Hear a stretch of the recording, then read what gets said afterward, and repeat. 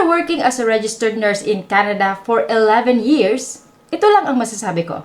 One of the most exciting, rewarding, and memorable day in my life was when I went to Canada and worked as a registered nurse. Everything in my life has been upgraded. Siguro ganun talaga. Kasi from the Philippines and then to Canada. Malaki ang pagkakaiba. Standard of living, quality of life, and happiness. I'll talk more about that later. Sa mga gustong malaman kung paano ako nakapunta ng Canada ng libre at mabilis, I made a video on that and you can watch that later. Moving to Canada went well and was so easy for me kasi I'm one of those nurses na hinire mismo ng employer. Pumunta sila sa Pilipinas, held an interview, and then hire agad on that day.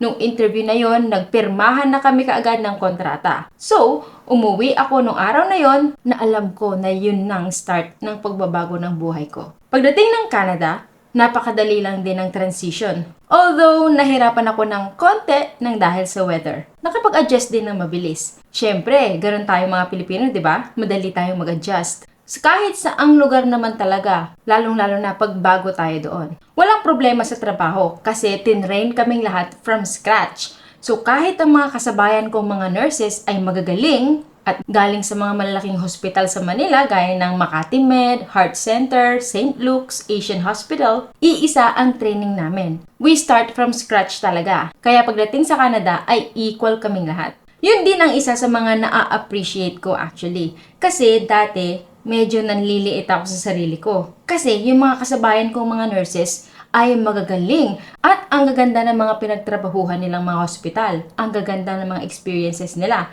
Tapos ako, volunteer nurse lang sa isang maliit na hospital sa probinsya. Mas magagaling silang di hamak sa akin. Biruin mo, Makati Med, St. Luke's, Asian Hospital, mga artista ang mga pasyente nila. Actually, pinangarap ko rin dati na makapagtrabaho sa mga ganong hospital. Kaso, nung nagpunta kami ng Manila at nag-apply, hindi ko kinaya.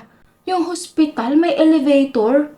Wow! Nainosente ako dun Tapos, ang daming mga tao. Ang daming building. Sobrang na-stress talaga ako noon at na-overwhelm. Kaya, hindi na ako tumuloy.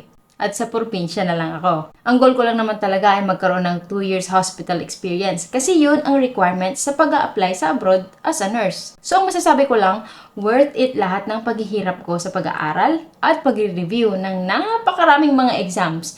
Philippine Board Exam, NCLEX, CGFNS, IELTS ng ilang beses, at yung CRNE, yung Licensure Examination ng nurses sa Canada dati. Canada is really a land of opportunities. As long as you are willing to put in the work to upgrade yourself. Napakaswerte ko kasi my profession is one of the high-paying jobs sa Canada. So, hindi ko na kailangang maghanap ng 2 or 3 trabaho to sustain my lifestyle. Though nag-aral ulit kami ng ilang buwan, it's still all worth it. At least na-refresh din ako sa mga skills na kailangan ko sa Canadian healthcare setting. Nakakalungkot mang sabihin na hindi nila kinikredit ang Philippine credentials. But, that's what it is. That's something that we cannot control. Again, like I always say, focus on the things that we can control. So anong gagawin natin? Mag-upgrade tayo ng skills at education kung gusto nating umangat. Kung maliit ang sweldo mo, gumawa ka ng paraan para tumaas. Huwag isisi sa employer, sa gobyerno, sa magulang mo, sa kapitbahay mo, o kahit kani-kanino. We have all the capacity to achieve everything we want in life. Actually, this also applies anywhere, not just in Canada. Saan ka man sa mundo, kung hindi ka kontento sa kinalalagyan mo ngayon, maliit ang sahod, hindi nag-e-enjoy sa trabaho, hindi nag-grow as a person, make a move.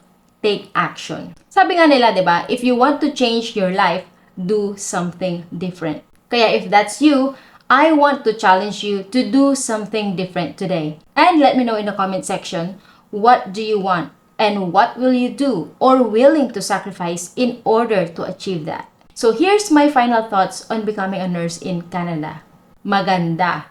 Kung galing ka ng Pilipinas at nagtrabaho ka sa mga lumang hospital, ma-appreciate mo sa Canada kasi magaganda ang mga equipments, state of the art, maraming mga tools na ginagamit para safe ang workplace. Gaya ng pagkailangang buhatin yung bedridden at mabibigat na pasyente.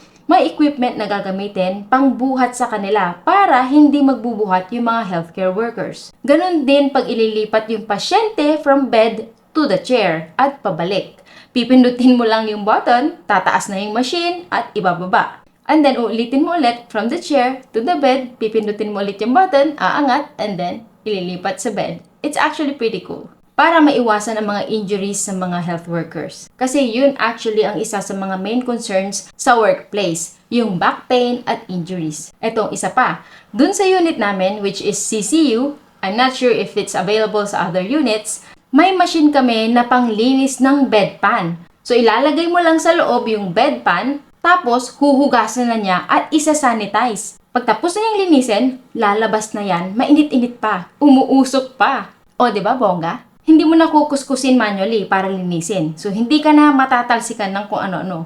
Now, let's go to the advice that I would give to myself kung babalik ako sa nakaraan para ma-maximize ang full potential and experience ng pagiging nurse sa Canada. Number 1, save. Mag-ipon. Pigilan ang sarili sa pag-shopping ng mga latest na mga gamit at mga sales. Don't worry dahil hindi ka mauubusan ng sale. I will tell you, every month may sale yan. Kaya huwag kang padadala sa mga scarcity marketing tactics. I know because I learned marketing. I shared in my one video kung bakit wala akong naipon in 2 years. Check that out later, baka may makuha kang idea. Number 2, invest. Mag-invest sa mga bagay na nag-a-appreciate, gaya ng real estate, stocks, bonds. Huwag bumili ng mga bagay na mabilis mag-depreciate ang value, gaya ng bagong sasakyan. The moment na dinrive mo yan palabas ng kasa, bababa na agad ang market value niya ng 10 to 15%. Kung bibili ng sasakyan, okay na yung second hand. Used car can offer better value with lower monthly payments and lower insurance rates. Number 3, protect your credit. Credit is very important in Canada. If you have good credit, you can save money because you will have better interest rates. You will get better offers and you can qualify for a mortgage and then leverage that to get a rental property and then build a passive income from the rent. I made a video on how I was able to increase my income through rental properties. You can check that out later para magkaroon ka rin ng idea. Number 4, enjoy your work but also make a way to retire early and don't rely on your pension only. Marami akong mga katrabaho na nag-retire na tapos bumalik ulit sa work after few months kasi kulang yung pension nila to sustain their lifestyle. That made me realize na wag dapat tumipende sa pension lang kasi you will be limited. Work on things that increase your income. Grow your investments so that one day you can retire early. Invest in yourself to learn something that enables you to make more and create financial freedom. You don't have to wait until you are 60, 65 years old to do the things that you love to do. Hindi natin alam, baka by that time, hindi na tayo physically fit to do the things we want. And those are the things I would advise myself as a new nurse in Canada. Sana ay may natutunan kayong mga nuggets from my story and the lessons I've learned throughout my journey. And also, share this video to someone you know who might get value from it. Please do me a favor, leave a like before you go and comment down below where you are watching from. And if you want to learn more from me, check this video next.